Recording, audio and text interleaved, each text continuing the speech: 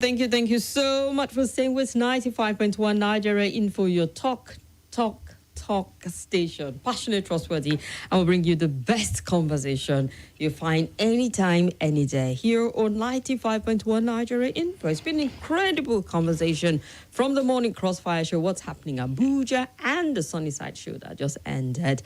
Well, this is where Abuja, I officially welcome you to Hard Facts. Yes, it is time for Hard Facts from now to 7 p.m.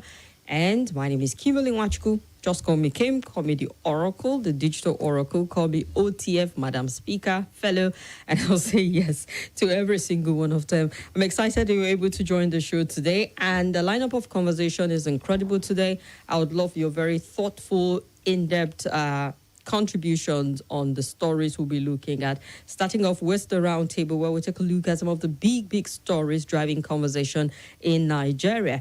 And to help us through the stories today, I have with me in the studio Mr. Emmanuel Ogbeche. He's the NUJ Chairman of City Council, and we'll be gleaning from his perspective of the stories we're looking at today. Good afternoon and welcome. Good afternoon, Kim. Thank you. Probably I could add Kim the delegate. Aha, exactly. I will throw that into the list of me. Please Kim the do. delegate. Delegate, you happen to be the only person who calls me Kim the delegate. And I know somebody else who jumped off you calling me that. And I warned him off. Exactly. So you're welcome, sir.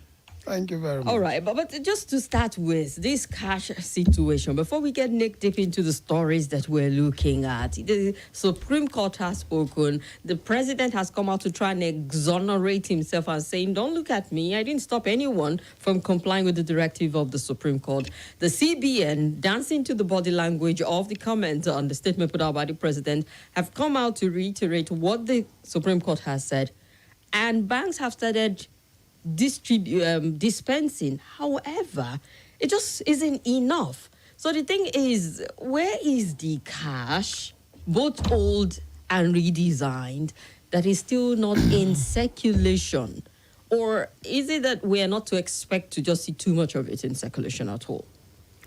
Kim, let me bust your bubble. And for those Nigerians that think there's going to be some respite, there won't be any respite. Oh, wow.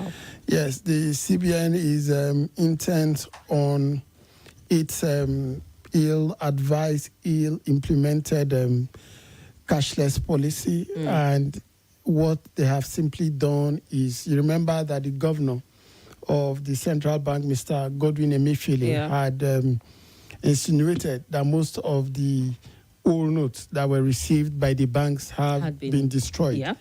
And for the few old notes that are in circulation, people aren't taking the monies to the banks. People aren't banking anymore. What is happening is that people are trying to transact with whatever little savings they have, and they're finding back channels to get their money into the system. What I have gathered is CBN is even mopping up the little old notes that are coming in. You know, what the CBN has simply done is to play Nigerians to say we have acceded or we have abide. We are in tune with what the Apex Court has said. Yeah. We aren't stopping it. But remember that you mopped up over 2.8 trillion and printed about 400 billion. So, and it doesn't add up. Not even 50% of what was mopped up. And that was why Mr. Femi Falana, SAN, went to court to request that the CBN provides a comprehensive list of how it disbursed monies to the bank. I remember that was the argument I made even before Mr. Falana went to court. The CBN isn't being transparent and accountable in this instance. I remember I had also said you cannot begin to blame Nigerians for the excess liquidity, if at all there is, when you had printed and lent over 21 trillion. As against the very act that sets up the CBN to the federal government through ways and means. You understand? And nobody is asking questions. How is government going to repay this 21 trillion? And we are in a situation... And we're still not talking about it just yet. We aren't. And we're in a situation where government is still going to ask for more money from the CBN. Yes, because there is shortfall in terms of forex. You understand? That's why banks are slashing even what is given for schools. Yes, and your all of schools that. and personal travel allowance and all of that. So we are in a mess. No matter who becomes president May 29th, the person isn't going to find it funny. And that is why we are insisting that there must be accountability in all of this. The governor of the central bank just can't be allowed to run away with what has happened to this country. It's economic sabotage. It has never been seen. You understand? Nigerians are suffering. And let me say this without contradiction, that next week is going to be tougher for most Nigerians. The banks have run out of cash. It's obvious. The banks, yes. A good number of them apparently are saying to their customers that we actually do not have this They cash. do not have it. They do not have it. And the CBN is not making any effort to make available this cash, even against the ruling of the Apex Court. And it is very dangerous. And some persons argue, but then the Apex Court is saying allow the old and the new coexist. They're not compelling the CBN, make sure you inject so much of it in circulation. Allowing it coexist means if you have it, go ahead and spend it. It's still pretty much legal tender. No, but if you have it in your vault as the Apex banking institution, you should make it available. You understand? Because if you do not make it available, how then do we begin to spend? Because most Nigerians had either taken their monies to the banks or found one way or the other, you understand, to dispense of the old cash. It's just very few persons, that have a few thousands here and there. And it isn't right, it isn't proper. When we talk about the rule of law, government institutions should take the lead in ensuring that the rule of law is adhered to. And in this instance, we have not seen it. And lastly, people argue that it is against vote buying. It isn't one of the functions of the CBN. Why do we have security agencies? Why do we have EFCC, ICPC, the police, the DSS? The function of the CBN isn't listed as checkmate vote buying. So it's highly irresponsible for the CBN or whoever to argue that this is to checkmate vote buying. If we look at what happened in the last elections, will you really say that is the case? People must be held accountable. It is our expectation that after May 29th, whoever becomes the president must call to question what has happened to the economy. Well, it would be nice to see if that happens, because there are also critics who are saying that seeing that you have the same government in power, they wouldn't want to that internally tackle themselves, making their policy look very problematic. Because that shadow of doubt is saying, all right, APC is handing over to APC, and then it's looking back within itself to raising issues within the policy that he introduced to the country. Some of us have undertaken it as a mission that we're going to insist that what is right is right. You understand? You're talking about checkmating inflation. Inflation today is 21.91%. Yeah. That is almost 22%. So what has happened? And this economy might just fall into recession. What is happening? We shouldn't allow anybody get away with this. All right, it's one topic people are still talking about a lot, because Nigerians are still growing under the weight of this monetary policy introduced and still trying to just get a hang of what the purpose, towards end at the end of the day, and what did we achieve in the month that's come into effect. And more than ever, why are we not seeing more Naira in circulation at this point in time? Well, just to let you know that we're streaming on YouTube at Nigeria Info ABJ. We're also on Facebook at Nigeria Info ABJ. And join us through the different platforms. You can leave your comments there. Ibrahim Hajara, as usual, always consistent with you. Ebere Joseph and the ministry says, thank you, welcome to the show, welcome in, I guess. Net2 TV, hi Kim, hi our guest. Thank you very much for joining the conversation. We're also on Facebook. I'm trying to get there to see where we are. Also, Francis Namani is watching from Amagunze in Enugu State. Good afternoon to you.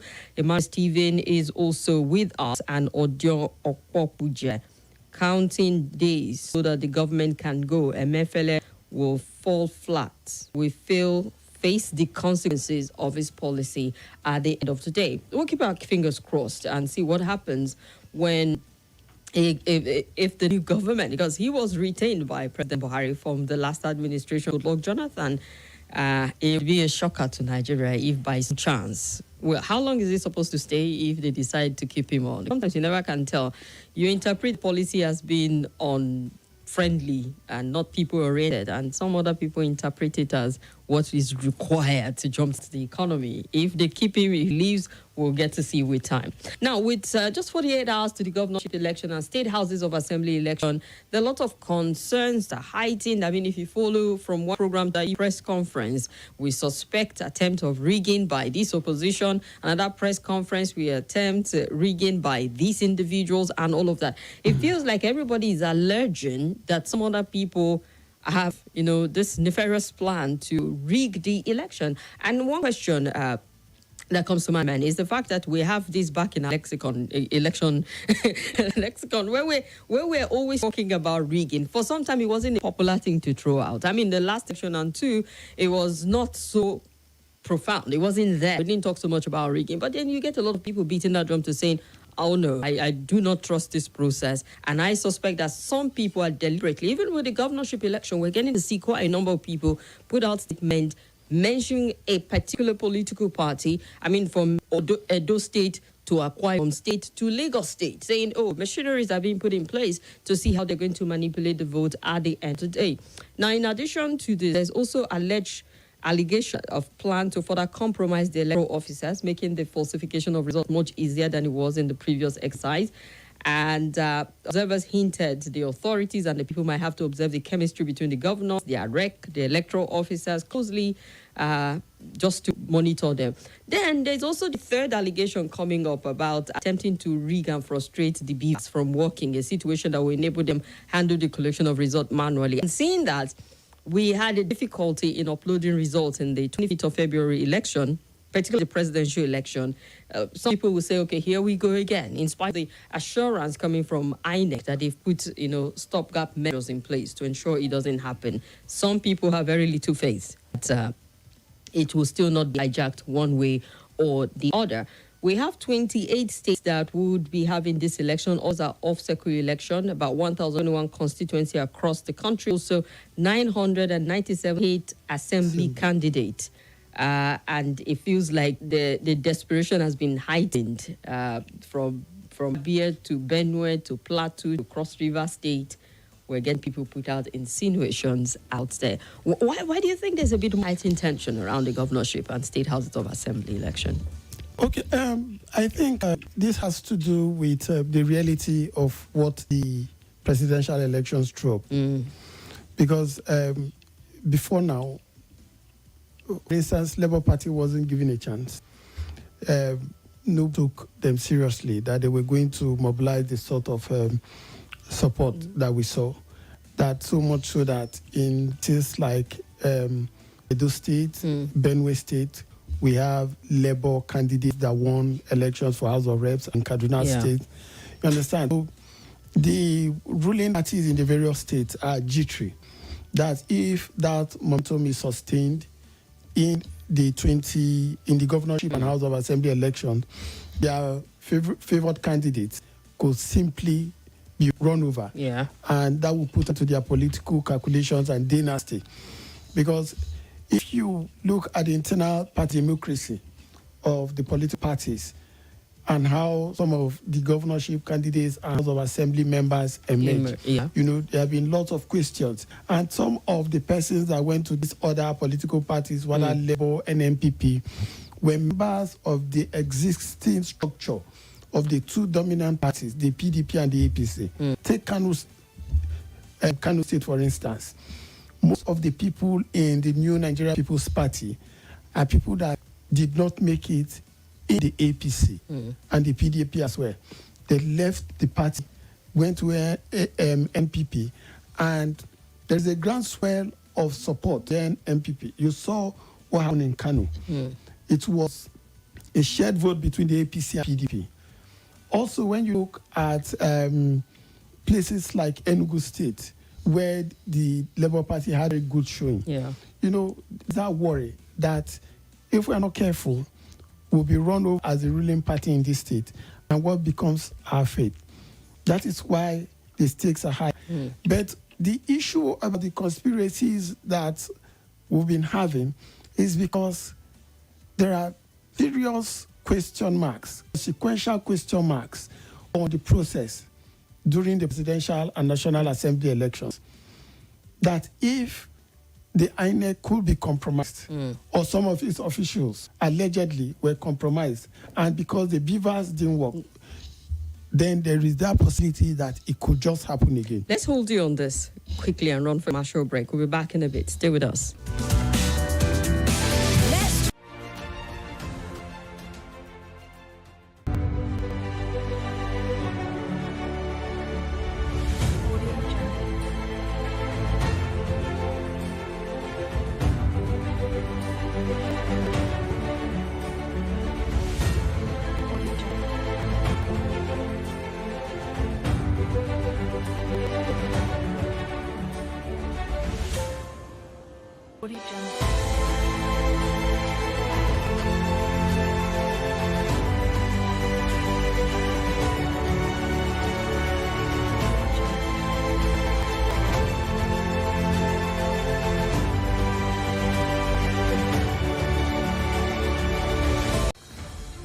My name is Kimberly. I'm the host of Hard Facts, and I bring you the biggest stories driving conversation every weekday here on 95.1 Nigeria Info Hard Fact Show. Love to talk opinion and conjectures, but the facts you cannot dispute here on Hard Facts. Join me and let's talk. This is Nigeria Info.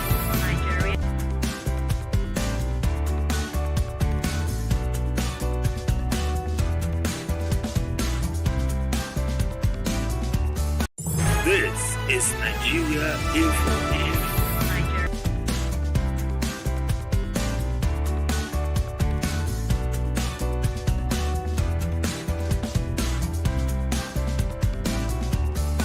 This is Nigeria Info.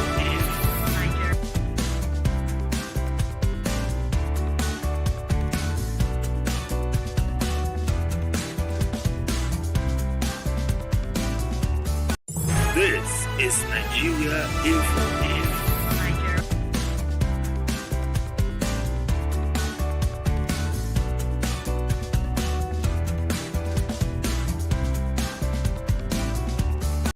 This is Nigeria Info.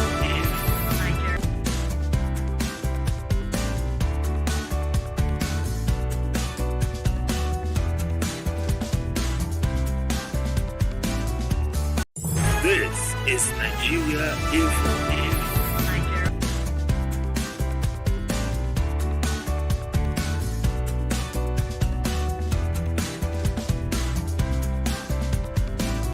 This is Nigeria Info. All right, we don't trust these. Some people are capable. I mean, besides even that, you get people like, Edo State chapter of the APC are alleging that Governor Obaseki had procured military and police uniform arms. These are allegations. But then it's not just in Edo State you're getting it. You're seeing the governor candidate of, PDP Cross River, Professor Sandy, alleging that weapons were used, thugs and fake policemen are being brought in. You go to Benue State, the APC and PP have accused each other of plotting rig for coming governorship election in the state. And Kogi is there saying, contrary to insinuation that some governors are planning to use stuff to disrupt both governorship and house of election on Saturday, there was no such plan in the state. Even got into a state that was not even a part of that. Is in the Ogun State recorded its own share of allegation that the ruling APC and its candidate were planning to intimidate members of the opposition, also planning other measures to compromise the election. I mean, Rivers State is also there. 5 opposition parties in the state accusing INEC of conniving with state government officials to subvert the will of the process. So you can quite a number of them. And then press statements are put out, conferences are held. It does will affect, the election to a certain degree when people start to feel people are already cooking up stuff. Yes, because there have been integrity issues concerning the elections. That's why you find people believing in some of these very weighty allegations. And it also speaks to the very weak nature of the Nigerian state.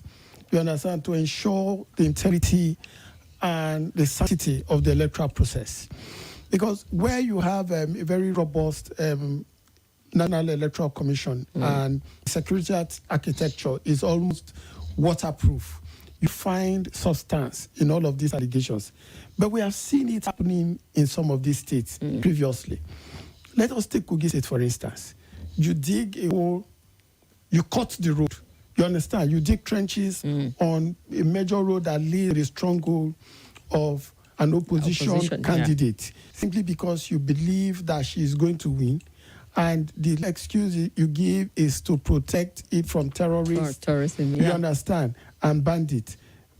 Would anybody imagine that terrorists and bandits will be using a major highway? You understand? If they intend to attack community, they will go through the bushes and the forest and, through the back channels, not necessarily through the main road that leads into the town. We've seen it happening.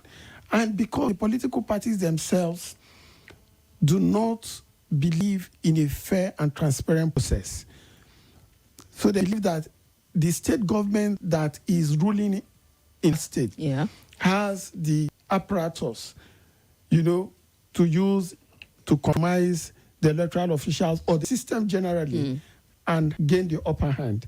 And all of these fits into what has happened. There's so much tension and fear among the class that this election could just swing, the pendulum could just swing this way and we will lose out completely. But for a state like Edo, I am surprised because the APC had a good showing and the Labour Party at the last elections. And if that momentum is sustained, then the APC and Labour Party stand to gain, to have a clean sweep of the State of Assembly. But Kim, I tell people, we must be very careful about populism and following the wave that we see blowing. Yes, state elections are local elections where the people should determine who should be their representative, either as governor or as House of Assembly. What I'm saying so is because somebody sits in Abuja or somewhere and say, no, you should vote for this person because this person is in the political party. It isn't right. Some of these persons left the political parties there to join this party at the last minute when they lost out.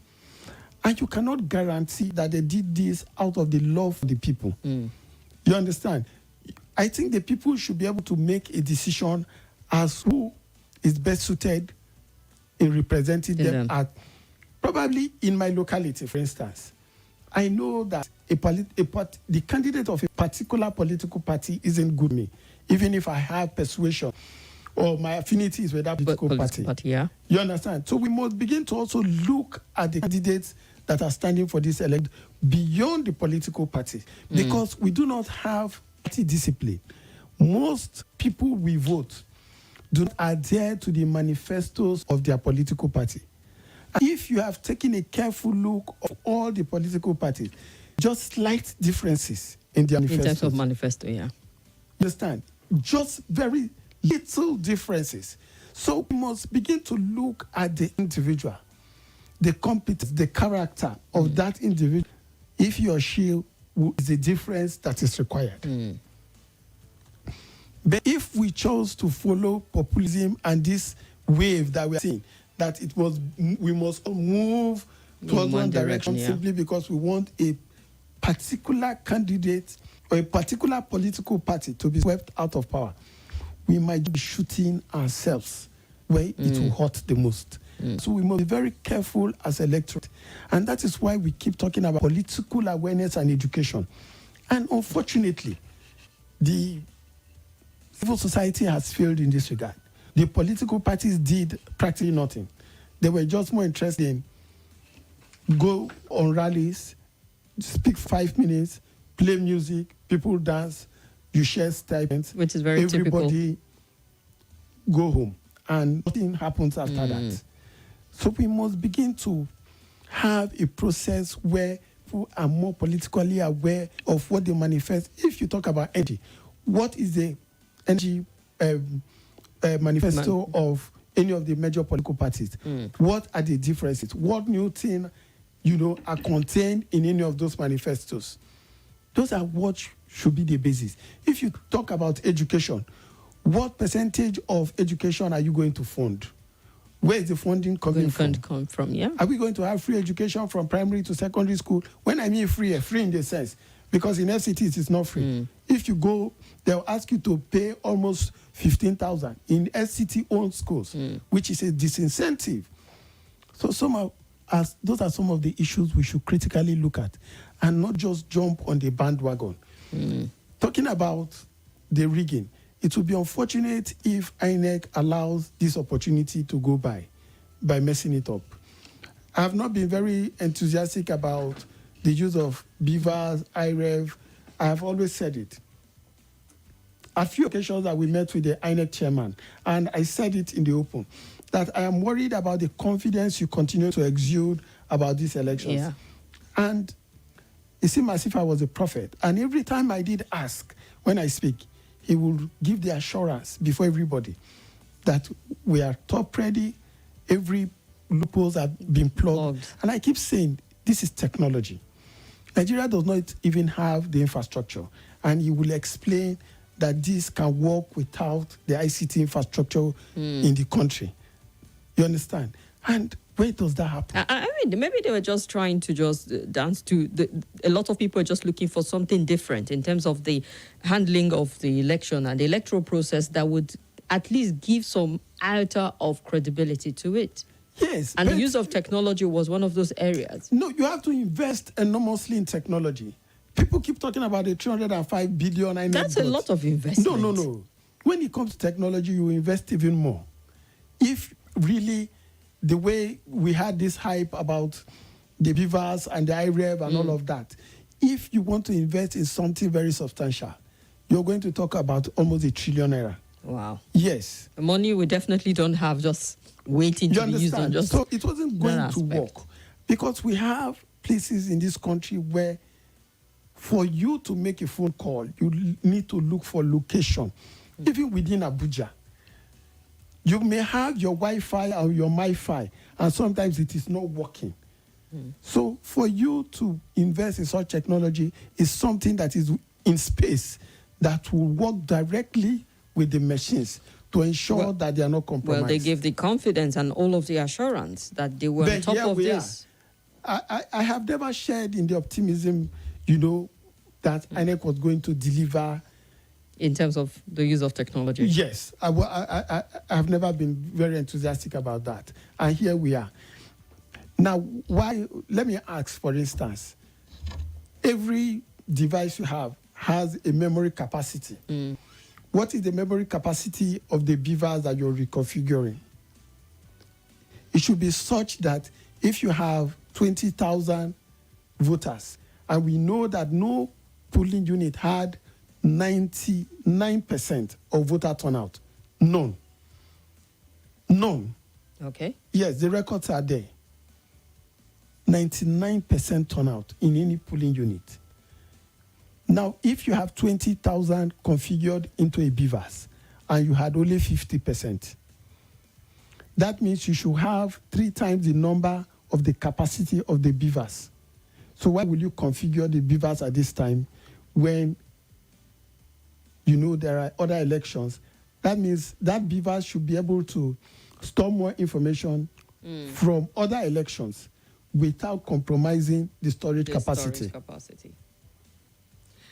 All right, deep questions there that INEC would have to do a lot of work, even after this election, understanding the process. And I'm sure that as it goes to court, these are some of the things also that will be unraveled as to where the gaps came in from and what the major challenge is. But I hope to God that we have no reason to worry when we get to the polls on Saturday. Because the last thing Nigerians will want is a rinse and repeat situation where we come back and say, for some reason, we could not upload the result or we start having glitches with the beavers itself. It would just be too much for Nigerians to take. So there's a lot hanging on INEC at this point in time, more than ever, to double up effort.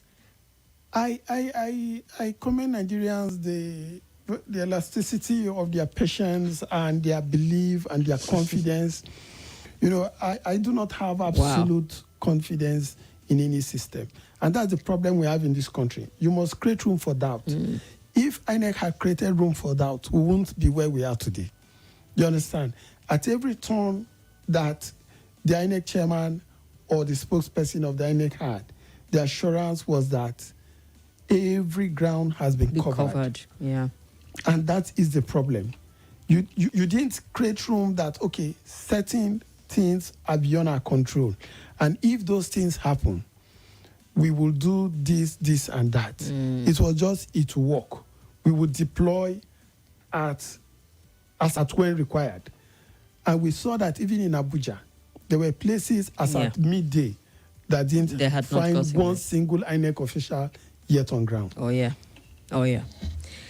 Well, let's hope we're able to a certain degree address this at the governorship election. And let's look at your comment quickly. Still on that story, I'm aware that the DSS has made some arrests of people who are stoking ethnic hate, tension, and sending via messages all over the place. 2 arrests were made in Kano, threatening people and all of that concerning the election. One would say there's also another aspect, even though some would say maybe it wasn't so pronounced, the degree of violence recorded in the election compared to the past, where we have seen full-fledged election day violence. This sounds like, minor compared to it.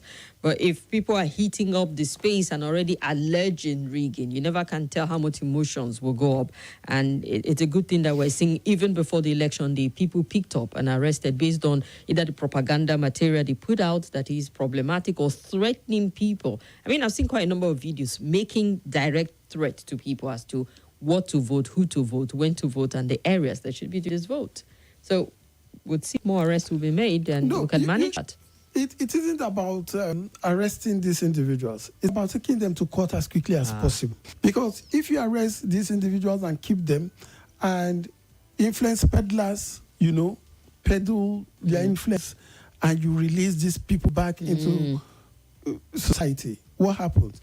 That I commend the INEC for what he did with the House leader. Yeah. You understand? Okay. That was arrested in Kano and charged, and his election was annulled, and they're going to be rerun in 11, 13 of those wards. You understand? It is a good thing. Some other House member in Bochi, was wanted, and even a bounty, the million naira on his head, was placed on his head. We need to see that influential people that stoke up violence are arrested. But it is not enough. That's why I felt very, very happy, and I still do, when Dogwa was taken to court and was remanded in prison custody. Understand? So whoever, that becomes an example to little fries that these individuals may want to use to foment trouble. That look, if principal could be picked, who are you? We will pick you. You take this individual to court immediately. It doesn't take long for an investigation. If there are video and audio evidence that shows that person. So what further proof you need?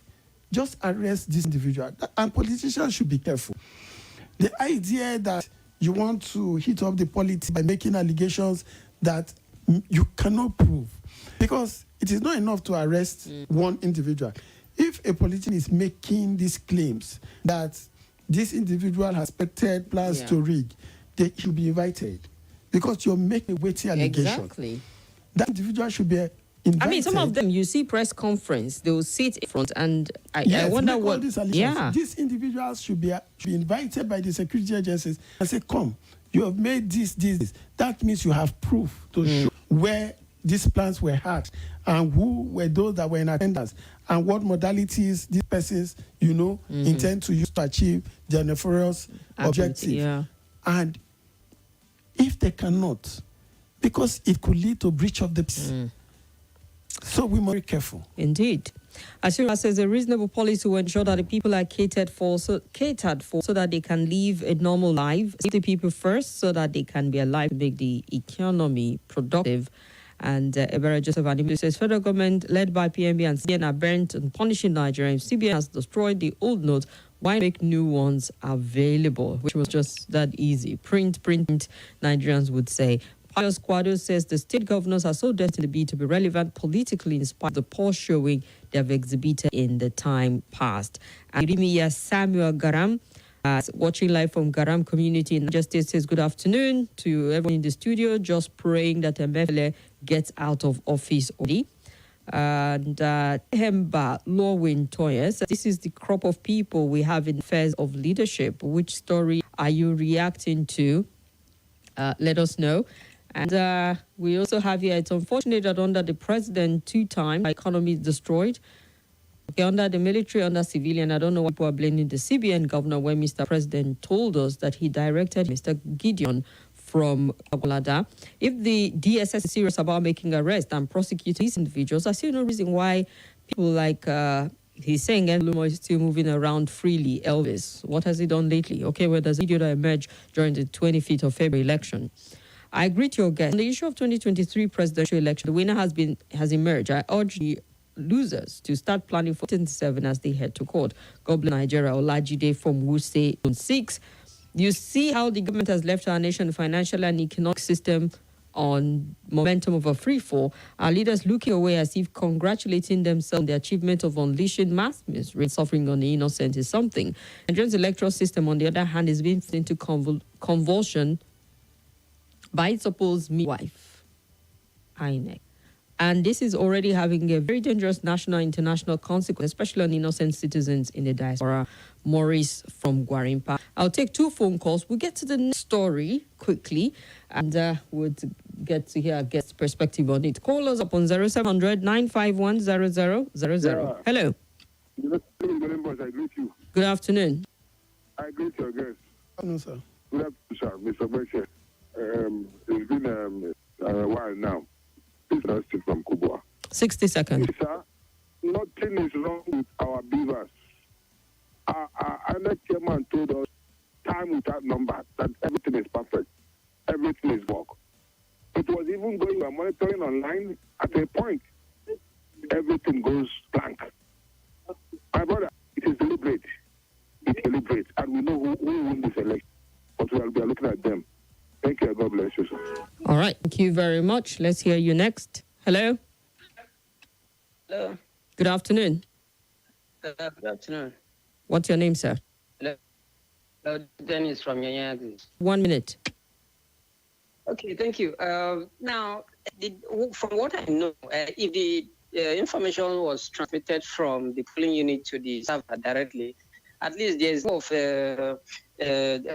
transparency. One can easily manipulating it wouldn't easy that much. But when you back it up to a server, from what I know, INEC are using SQL database. At the end of the day, it can be changed. You can change 20 to 30. And another is that they are talking of attacks on their server. Now, personally, I have said that in a day, I have 20 attacks on site that I worked on. I mean, at a normal, and all that. That's what does in our house. In a month, I normally have some site that I do for clients. I have 450 million attacks, and all that. So they should stop these 12 million attacks on their server and all that, So this is just what I have to say this afternoon. All right, Dennis, thank you very much. Hello. Hello, good afternoon. Welcome to the show. Yeah, this is Honorable Minister via Mike. We're listening. I want to say something about the NEC and the election. Police are trying, and DSS. I want to ask, they arrest MCO Luomo that in Lagos, that we are not voting for APC, that to destroy the election there, with the video, everything is there. Have they arrest him? And INEC chairman promised that they are going to transmit everything. Which on 4th February, they did the mock, where he did the mock. All right. Exercise. And they said that, excuse me a minute. No, you don't have a minute, sir. Wrap it up. He said that they have gotten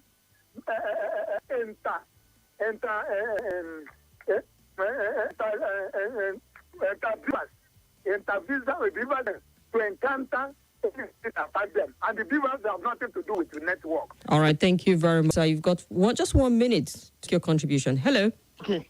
Yes, you're welcome. Good afternoon. Good afternoon. Okay, my name is Umar. Go ahead, sir. And good afternoon to Emmanuel. Ogbeche, good afternoon. Good afternoon, sir. Yes, I think you're here to talk about Edo State, my state anyway. Actually, there is searchlight by police beam on that. Really, I don't know to be precise because I see blood gushing that after that area. It's not taking. Okay, be careful. Yes. You see it as right is or what? Okay. I'm not saying nothing's going to happen. I said I need police to beam their searchlight in the area. Because the deputy governor, I tell you, Kim, the responsibility is ready to do anything to have his way. Anything. This morning, the APC branch arrested, we know that by the order of the deputy governor, and was released, later in the day. But I tell you, the man is ready at anything. I'm not trying for election now because I know what he's up to. I'm ready to die young. All right, Omar, that is a concern about Edo State and all of that. All right, let's go to the next story. And this is also something to look at, given the fact that we hear administration say subsidy will be removed. And I'm trying not to get emotionally attached to availability of fuel because I don't like my heart broke. It feels like 1 minute is there, the next minute it's not. The 1 minute is there, the next minute it's not. And we're having this consistently. Since 2001, I recall, Abuja has been feeling the brunt of it. And prices have just been inconsistent. It depends on what part of town you're buying and what part of the country you're getting your price per litre from. The price varies. Apparently, very little control as to what the cap is or what the minimum is at this point in time. But one area also that people are talking about is if you remove subsidy, we know there's going to be a jump in the price of PM per litre. Some are speculating as high as 500 per litre or 400. And given the fact that we're dealing with multi-dimensional poverty, the struggle with the economy, it's not something that I want to hear. So the question of palliative comes into play. And we're getting it from the federal government, as I yesterday said, it's yet to harmonize effort date to set up palliative measures ahead of the June 2023 deadline for the discontinuation of petrol subsidy setup. It, however, said the concerned committee would soon include discussion with key stakeholders as the administration winds down. The Minister of State for Budget and National Planning, Clem Agba, disclosed to State House correspondent after the week's meeting, which was presided over by the President. And the committee by the Vice President and the National Economic Council, composed of state governors, have been working to resolve the issue for over 12 months. And according to him, during the period, the committee has yet to harmonize its template. So the state that they're in now is to finalize the solution that have come from both the federal government and the state to just see how they're going to cushion the effects on the nation. Because, you don't need a soothsayer to tell you it is going to take some getting used to. If subsidy is removed, there's going to be ripple effects. Every aspect of the economy and our lifestyle will be affected by it. If we're not talking about the measures in place at this point in time. Kim, you see, it's very tiring talking about this admission and only hopes that Nigerians will never again find themselves in such a terrible mess. That you begin to, words have repercussions. When this administration was voted in the first time, and when former President Goodluck Jonathan was running, for office, and they did anything but Jonathan. And this is the anything but Jonathan, repercussion we're seeing. And the lack of synergy, the seeming directionless, or how do I pronounce it now, of this administration is baffling. And if it's of immense magnitude that one can't begin to comprehend. Last year, actually, that God gave that this year, the budget for this year was being prepared. Yeah. Government gave indication that it was going to remove subsidy. And for one, I was happy. But one was persuaded that because you're going to remove subsidy and you have promised that you're going to put in measures to alleviate. Okay, can we just take a quick break? We're on a quick break here for this commercial. From this school. Hello, my name is Kimberly. I'm the whole Hard Facts. The biggest stories driving conversation every weekday here on 95.1 Nigeria Info Hard Fact Show. I love to get your opinion and conjectures, but the facts you cannot dispute here on Hard Facts. Join me and let's talk. This is Nigeria.